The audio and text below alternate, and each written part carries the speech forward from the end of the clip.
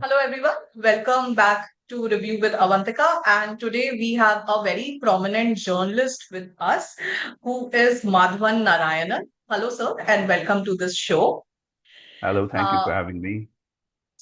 let me tell my audience a bit about you. So, basically, in over last past 3 decades, India has witnessed profound political, economic, technological, and societal change. And having reported through many of these defining movements, Madhavan Narayanan brings a unique perspective on the evolution of journalism, media governance, and public discourse. Now, our conversation aims to explore these changes through the lens of Sir's experience while also reflecting on where journalism and India together are headed next.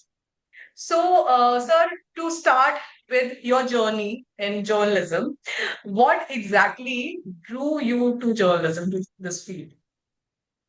Well, I think I was quite a simple person when my youth. So, I was trying to look for a job in journalism because I liked it, and I was very lucky that Times of India, which was the leading newspaper at that time, advertised for journalists, and I just joined them by going through a proper process, written examination and interview.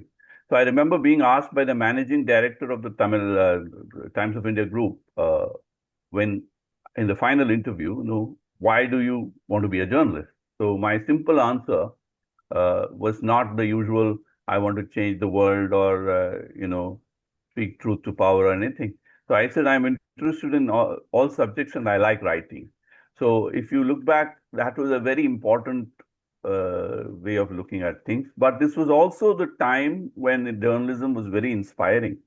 This was soon after emergency, about a few years after emergency. And this is a very interesting period of Indian history because it was only during emergency when I was a teenager schoolboy, actually, that we all discovered the importance of both democracy and journalism because we saw journalists like Kuldeep Nair being sent to jail. And then when we came out, there was a hunger for news. And it coincided with the what's called the offset boom in the printing, which basically meant magazines started doing hard-hitting stories and interesting stories with well-produced. They were to that time what Instagram reels are today.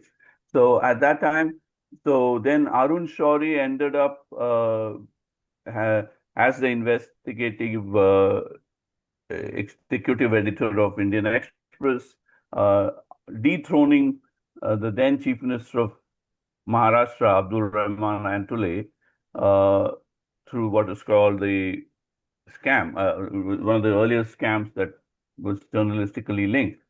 Then there was Sunday, edited by MJ Akbar. So journalists were heroes at that time because you could unseat a chief minister through an investigative story. That was also several things happened between 1977 and let's say 1985. So I was the turn of the 80s. So Arun Shourie was a hero. So that also helped because we felt like it's very nice. We felt a sense of pride in being a journalist. So that this drew me to journalism, but the love of writing and the love of various subjects. The fact that you could suddenly write on various subjects, enjoy writing and getting paid for it, is a good idea. Mhm. Oh, great. So, how has those early newsroom experiences shaped up your perspective? It's a very interesting question because I remember my first day in the Times of India newsroom as a trainee. Uh, I could not concentrate because the noise of the teleprinters was then part of the situation. Newsrooms were much more noisy then than now in some ways because today the people are noisy. Those days the machines were noisy and people were not. So you had teleprinters chattering away, typewriting clanking away, and then if you go down, the printing press was also noisy. I actually we could just smell the ink and peep, and so that was a interesting part of the newsroom experience. But the other thing was the very fact that you could be inside a newsroom where things were being discussed. My first job, even as a trainee, I sat just a few feet away from the cabin of the great legendary cartoonist R.K. Lakshman. We saw him and we would be like in awe. Look, I'm sitting a few feet away from him. That was part of the early newsroom experience. And interesting part was how he would draw the cartoon of the day, and the peon would be taking it first to the managing director and then to the editor-in-chief, because the managing director always wanted to be the first person to see it. It was exciting. Everybody, it's like a new musical release or anything. So that means basically there was a lot of interesting excitement, and I was part of. It was at the heart of Mumbai when Times of India was Mumbai's main newspaper and the nation's most respected paper at that time in terms of circulation, widely circulated one. So that was one thing, and then the sheer thing of how everything worked in journalism was new to me. Nobody in my family had journalism, so I was the first one with a screw loose, and therefore it was very interesting to see people coming and filing copy, and then slowly picking up the lessons on everything. We were trained pretty well in Times of India because it was an on-the-job training after a few lectures. So it was good to see people discussing national affairs. It was a very interesting time because Congress was being toppled from power in the South at that time by Telugu Desam, which was led by N.T. Ramarao. Then you had, so it was politically a very charged time. So that also made an interesting thing. And there was also the time when new newspapers were challenging established newspapers through innovation. The Asian Games was being held. And so all sorts of interesting experiences. The Telegraph had just been launched, which had color sections and very nice looking layout and good looking pictures. So there was also a competition for how to be visually good. That is nothing in front of today's Instagram reels or anything. But at that time, it was all, this was an India in which there was only one TV that was black and white that was owned by the government, Doordarshan. And you had color TV came to India only with the Asian Games. There was no color TV before that. So there was only newspapers and magazines. So you can see you were part of the main thing. And the world was very, very disconnected. There were no cell phones. So everything ran through teleprinters. Even long distance calls, STD calls were very, rare. So 83 or 82, that was also the year when the film Gandhi won several Oscars. So I was one of the first ones to know in India, because those days there was no breaking news, no CNN, no BBC, no TV, no Twitter, no social media. So everything had to come through either telephone calls or teleprinters. So I was there and I had special access to a direct, even foreign news agency copy was filtered through PTI or UNI for most people, most newspapers. In Times of India, we had special access to Associated Press. So I remember when Gandhi won the Oscars, I was probably one of the first few Indians to know, because I was sitting next to the typewriter, and as the news was coming out, we saw it, and Gandhi wins so many Oscars. It was like what you see the ticker tape in below the TV news channels. We had to see it on paper, and then readers had to wait for another several hours.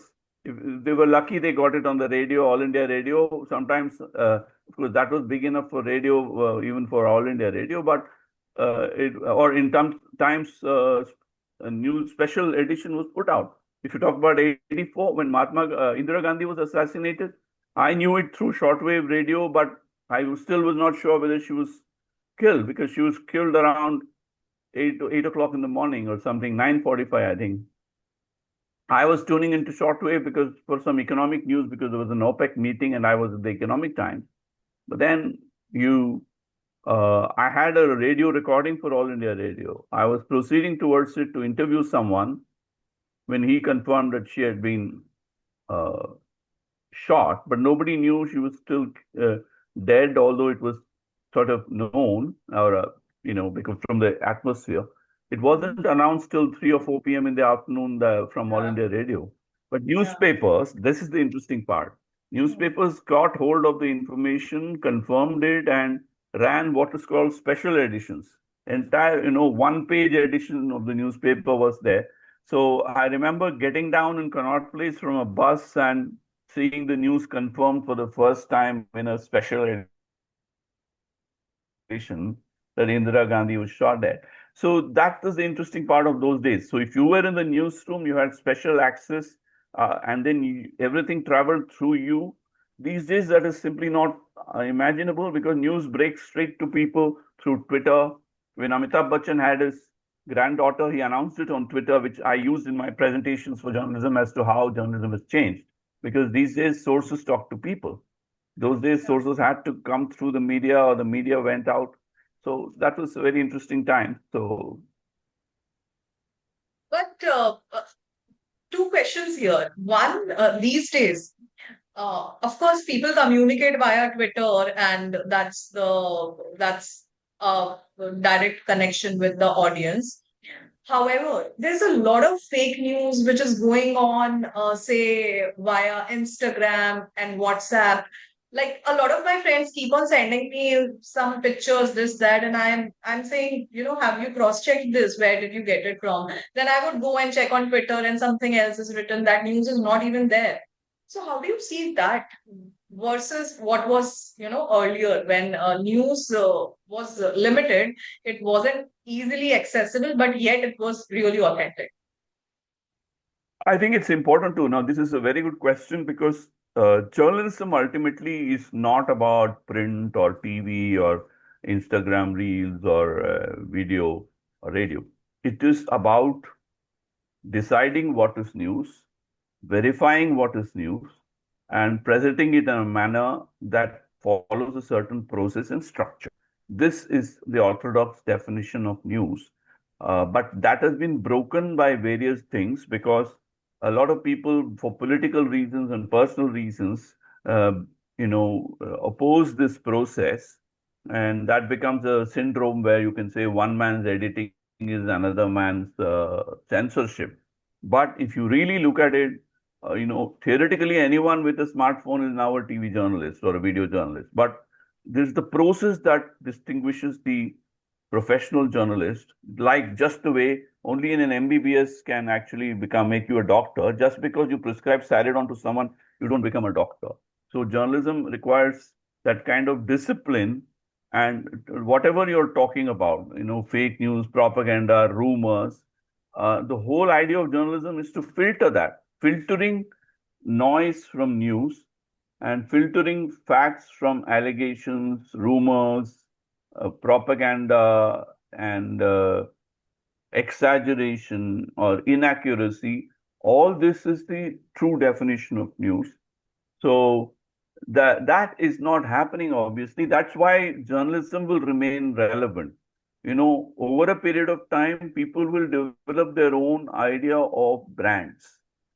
And brands are all about associating something with something, Mm. whether it is music, whether it is a soap, or whether it is news.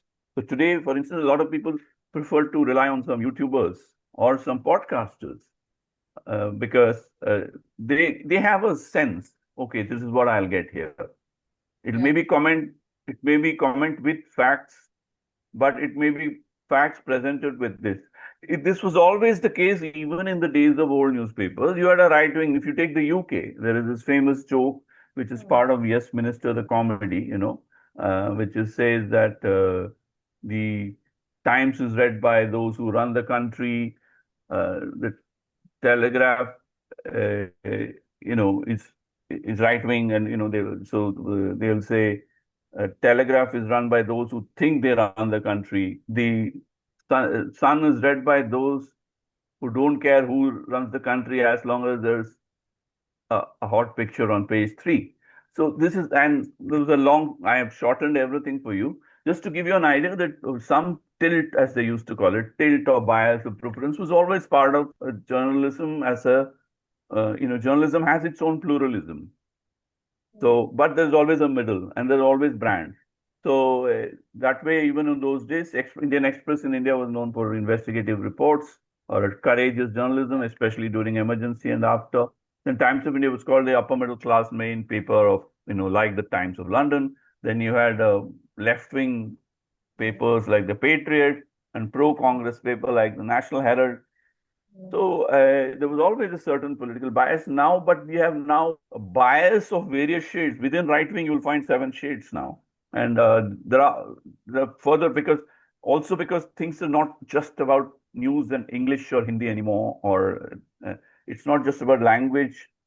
It's now also about a lot of the masses, as we call it, who this video. There is a lot of memes, you have stand-up comedy, then you have short videos, reels, everything is in both form and content. There is a explosion of variety. Mm. So that is where brands take a while to be established. But you have now comedy brands and you have news brands and you have comment brands. So people use news now in a much more what I call bhelpuri. It's like uh, everybody likes bhelpuri in a certain way. People make their own journalistic bhelpuri these days. No, some have more dahi, some have more sevia, some will have extra masala. So it's like a chaat or a bhelpuri. Earlier it used to be like coffee or tea.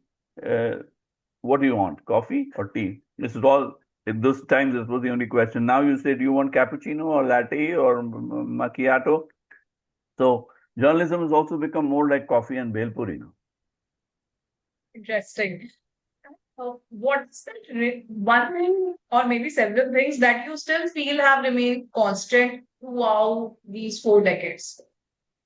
I think what has remained constant is that after an initial round of euphoria, suspicion, annoying amusement, people still look for sober middle of the ground, uh, mix of facts and perspective. In fact, very often perspective is a underutilized word. It is something that is constantly being sought, but nobody's aware of it. People saying facts are important, but actually people are not looking for just facts. They are looking for perspectives in which you give a certain context, a certain balance, and a certain credibility through sourcing. It sounds like it's analysis, but not analysis with less opinion, but analysis that also understands context. This is what perspective. I think this is where real journalism is or should be over a long period. And there's always ups and downs, but this is something that, just as you say, if there is a love story, chances of it being ending in a long-term relationship or marriage is called a real normal love story. So similarly, there's a journalism story in which perspective with a sense of balance and an analysis is where I think things are. And it has much more hard work than people think it is. And that hard work is not appreciated till people reach a point where they see the opposite. Even today, the cockroach protests are an excellent example of how people are discovering various obstacles and claims, and suddenly they reach out for a perspective on, okay, what is this all about? That's what journalism is really. That will remain constant with amid the ups and downs. Right. Uh, Now, let's go back a little in the history, say when the Indian economy opened itself in the year 1991, when the liberalization happened. So from that point in time to now, to the digital age, how do you see what has been the biggest transformation as per you? I think the biggest transformation is the fact.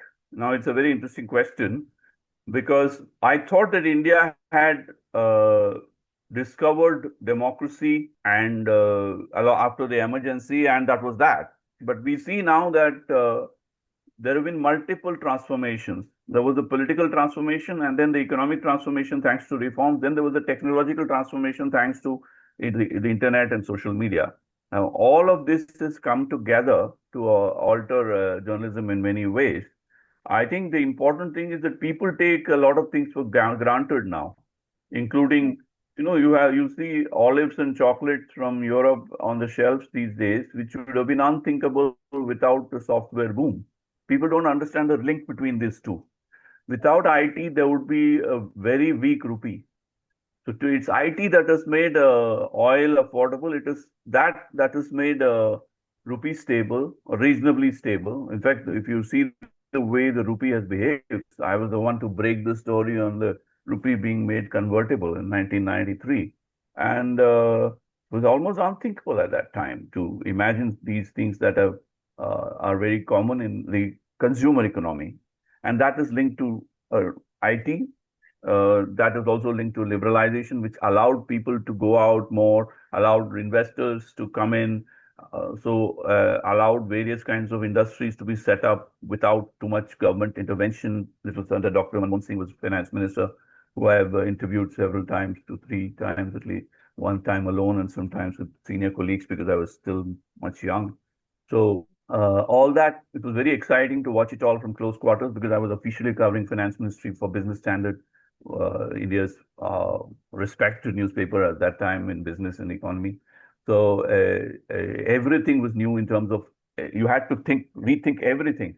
What was earlier considered wrong was now considered right. Everything from, when I went on my first visit abroad, I did not bring any gold, in spite of my mother thinking that I should buy some from Dubai or on the way, because it was officially not allowed.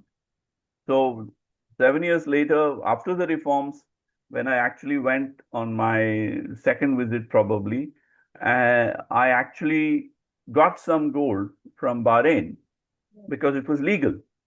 So from gold to olives to chocolates to people taking things for granted. There was this movie called Governor, which I wrote about, reviewed recently. It was a very nostalgic for me to watch that movie. It's a pure work of fiction, but it gives you an idea of what India was going through at that time when India had to mortgage gold in 1990 to 91 to, and then India was virtually begging or going down on its knees for something like 300, $400 million.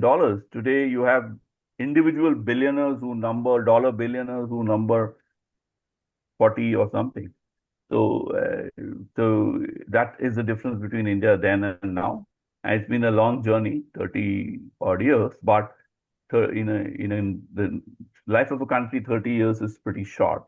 And it's been a dramatically transformative period. How do you see journalism versus content creation in today's day and age? I think it's a bittersweet, it's like the man-woman relationship. Hmm. Sometimes you feel they're, you can't do without them. And sometimes you feel, uh, what are they doing here? Especially from a journalistic point of view. I don't know what content creators think of journalists, but some of India's or leading content creators follow me on Twitter or X, where I have more than 200,000 followers. They've been early followers. And I have a reason to believe that my comments and tweets help them create content. So what I say in 50 words today in a tweet as a journalist will become raw material or inspiration for someone to create very interesting videos which could have elaboration, research added. Like I told you, if I could be supplying the masala, but there is somebody making bel puri with it, or someday I'll be making papri and somebody will be making bel puri with that, a chaat with that. So meaning journalism becomes a true raw material for content creators. Otherwise, content creators themselves become journalists, where especially YouTubers, they go there. But today, even a stand-up comedian like Kunal Kamra has blurred the difference between journalism, podcast, content creation, and stand-up comedy. So everything is becoming very flexible, and you do it at your own risk, meaning both the creators as well as the consumers are now uh, free to do whatever they want. So that virtually free, because unless you're really abusive or controversial, like somebody, this beer biceps or somebody who say something outrageous, you get trolled or sometimes arrested or criticized. But there's a huge elbow room for content creators. For journalists, the elbow room is much more limited, at least for the credible ones. The ones who step out of that either have a huge fan following or have huge people making fun of them if they are extreme, or people ignoring them if they are too boring. So there are all sorts of options for content creators, but I think it's a symbiotic relationship these days, because content creators become inspirations for journalists to tell people what journalism should be. And because content creators are like, uh, you know, you like dessert, you like sweet, but you can't have sweet for breakfast. You can't have sweet. It has to be with the meal, Yeah. unless some people have a way of making gourmet sandwiches, which are like a nice combination. So that's where I think content creators are. But I envy content creators now, because I want to do certain things which I can, in terms of energy levels or need, I don't have much. But today, a smartphone, if you have a app like Edits, you can do wonders.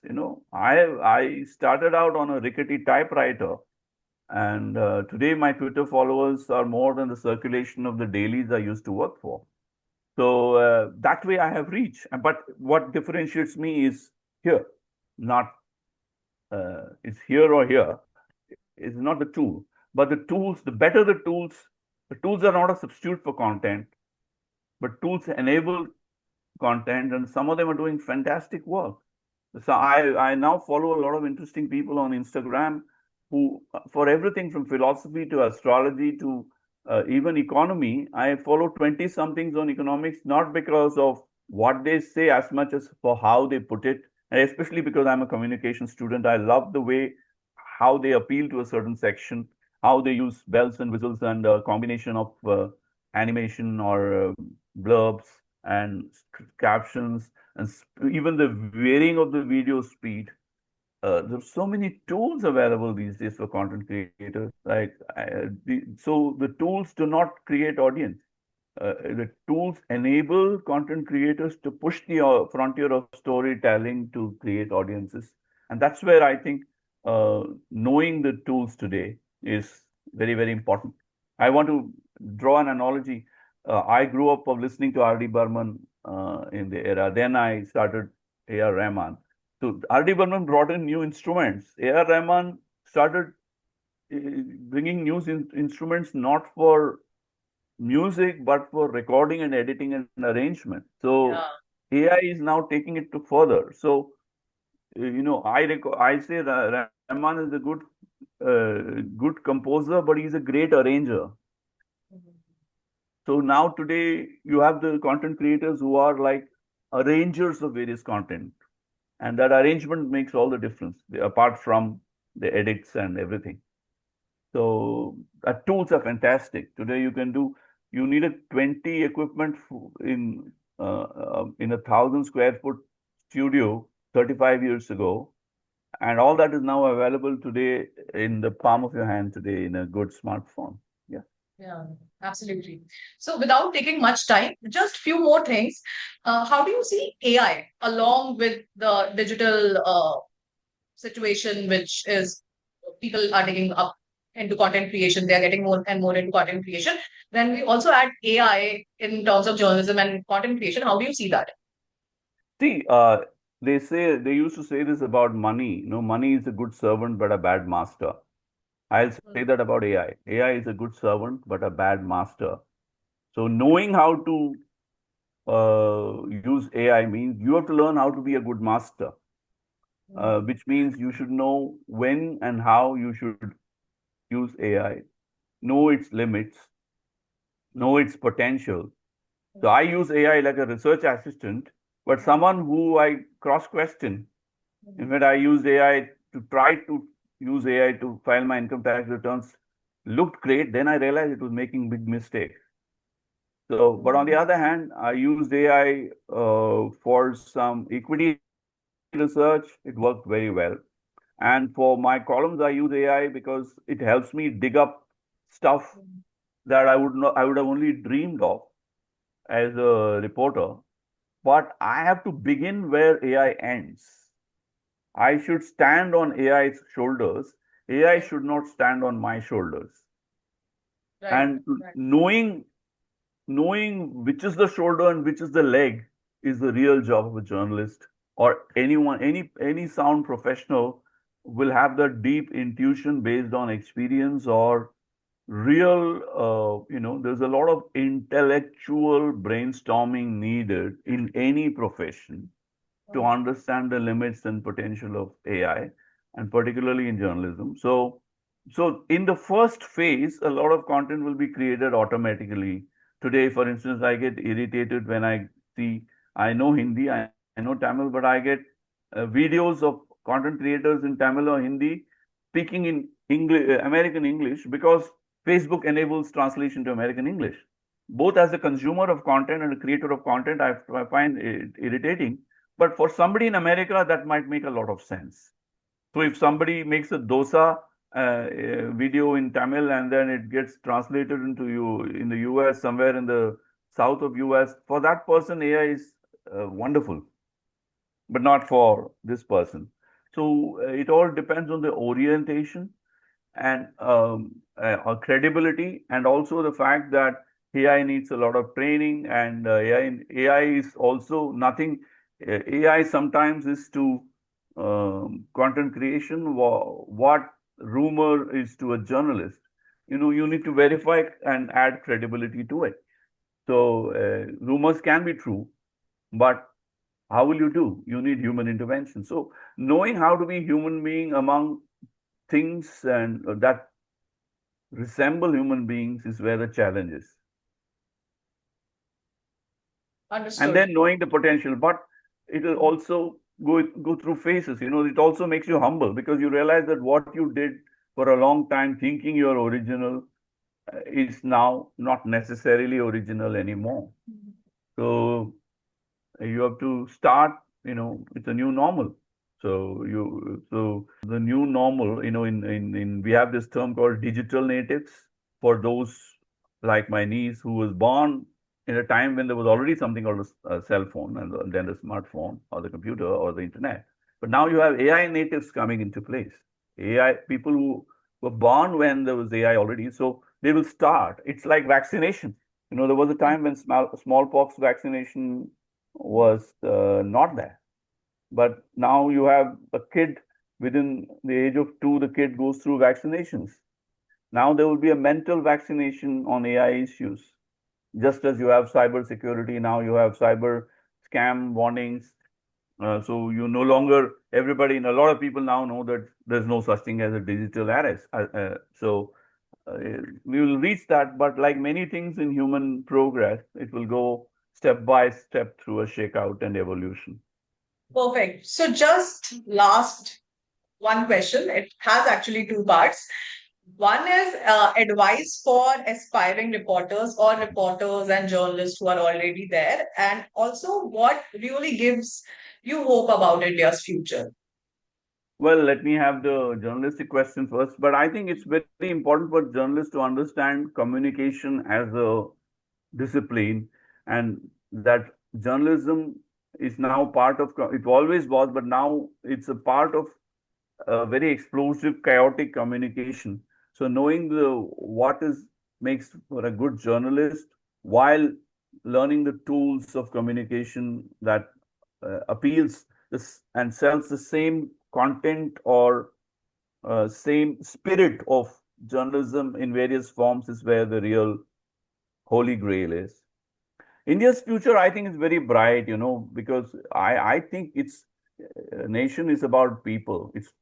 And I think the Indian middle class is incredible, and it will uh, manage to uh, overcome hurdles by talking to each other, and that appeals to applies to all Indians, especially including the masses. But I think the most interesting thing about Indians, as Amartya Sen says, is that they are argumentative. We should have a culture of arguments and debates and conversations and free speech and openness. We are not just the land of Rig Veda which talks about open communication. We are also the land of Kama Sutra. We are also the land of, you know, uh, uh, Nachiketa, who asked questions even to Yamaraj. So, you have to understand that we have a history as an open society. So it's important that if, you know, as a civilization, that spirit carries forward in a very modern bottle through free speech and democracy. So India was always an intellectually a democracy, and that intellectual democracy has to be preserved. But once that is there, it's very difficult to do away with it. And that is a basic DNA, and that is good for India's future because everything today. Look at the way in AI adoption, India is really fast. Every university now, every school now is learning about it. So there will be some innovation and there will be adaptation around it. So it remains very important for India and the future of India that we think, act, and adapt. And uh, that think, act, adapt, adopt, all those things will become critical, will stay critical. And I think India is pretty good for that. Perfect. So, thanks a lot, sir, for your precious time. It was really interesting interacting with you. In fact, I got to know a lot of new things, especially from the emergencies era. Thank you. That's very nice. Hope I have been helpful to you.